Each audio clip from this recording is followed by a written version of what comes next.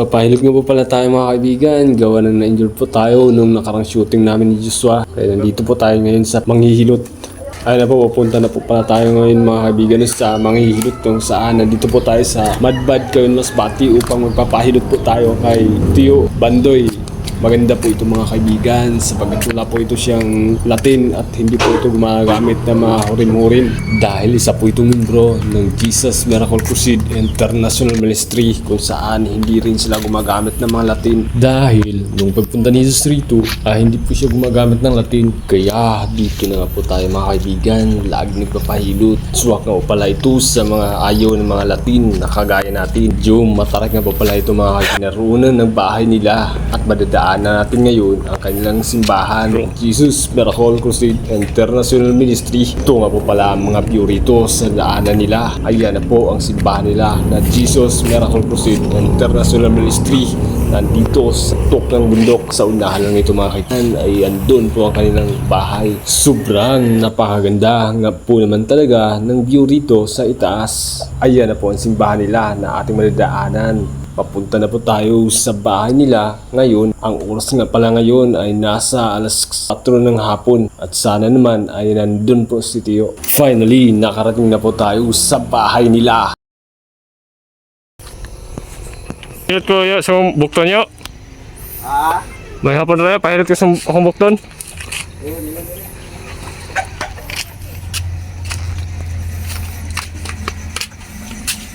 Saan ang bukton?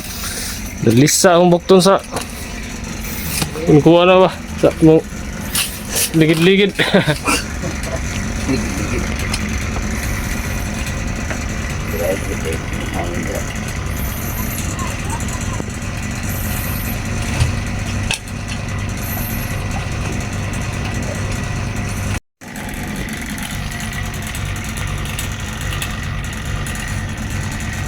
Isa din. Ayon pa nga sa kanya na naipit raw ang ugat ng ating siko at huwag ko raw babasain pagkatapos ng hilutin niya ito. Maganda nga po naman ito na pagkakataon dahil nandito po si Tio at lagi naman na narito siya at hindi siya umalis sa kanilang tahanan dahil marami nga po naman talaga na mga customer ang pumupunta sa kanya rito dahil hindi po siya gumagamit ng Latin. May buong ko, kuwan kayo, kanang bugtaw mo kayo, kanang magabi. Pahilot ko yung Bandoy, kumaya ito si Bandoy, mahilot kay ito yung Latin. Di man maka dagan lugo at tumutong. Mauli no? Binmo ko ang. Hubong man rin sa ligas.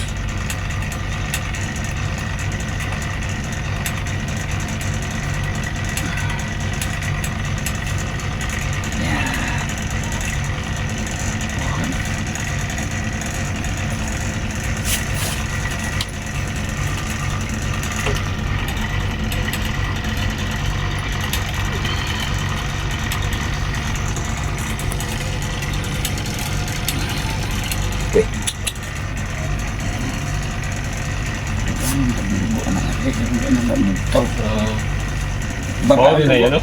Bara ang dugo. Ipit man dire.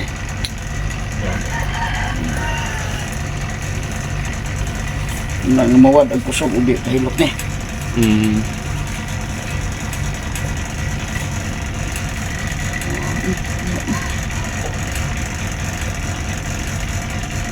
Maya, may ilahan po rin mo ka sa bandang ugat na ipito? Di man kay magpulso mo ni.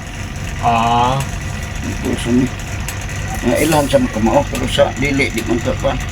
Maupod. Ano ito na. Ipit. Maupod. Ito og di ito siya mahilot mo binhod to. Maupod ito, binhod. Mo binhod to.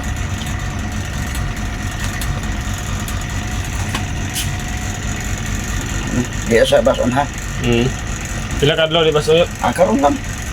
Ba, kahit So na. ayaw nga po naman talaga ng Latin mga kaibigan, ay maaari po nating puntahan rito si Tio Bandoy na nasa Madbad, Kawayan, Masbate lang po natin tanging matatagpuan. Madali lang naman po itong mahagilap. Kilala na naman po ito siya dito kaya madali lang po nating mahanap. Hindi nga po naman talaga siya gumagamit ng Latin mga kaibigan at tanging ang Diyos lamang ang kanyang pinapaniwalaan dahil alam naman natin na talagang walang imposible sa buong may kapal kapag tayo ay lubos na nagtitiwala sa kanya at nananalig kagaya ni Tio Bandoy na ginagamit niya ang kanyang lubos na paniniwala sa After nga tayo nahilutin niya mga kaibigan, uuwi na po tayo. Ito nga po pala ang view rito sa labas ng bahay nila papunta dun sa may kalsada sa baba.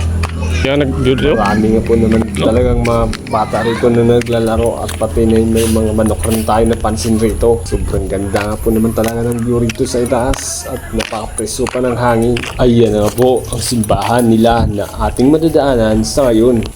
Sa aking napansin ay napaka-peaceful po na mga nanirahan dito sa lugar nila. Ayan na nga po, papalusong na nga po tayo papunta dun sa ibaba sa may bandang kalsada upang uuwi na rin tayo dahil hapon na rin at magpapakain pa rin tayo ng mga alaga nating baka. Kasama nga po pala natin ngayon si Joshua Kaayon upang hindi po tayo maging boring sa ating paglalakbay. Hanggang sa susunod, purihin ng Diyos at ipagtatanggol ang mga inaapi.